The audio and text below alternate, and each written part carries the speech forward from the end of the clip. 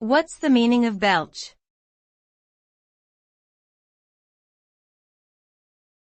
Belch.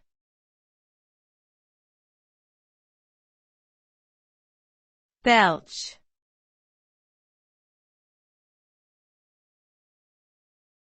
Belch.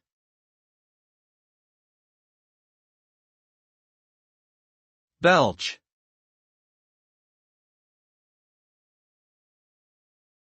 Belch is a verb that refers to the act of expelling air from the stomach through the mouth, accompanied by a noise or odor.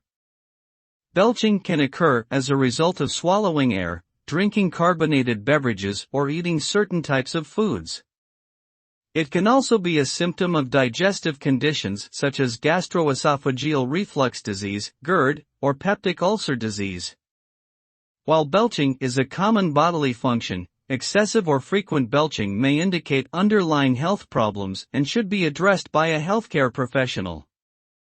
Some cultures consider belching to be impolite or rude, and it is generally seen as an unpleasant and disruptive behavior in most social settings.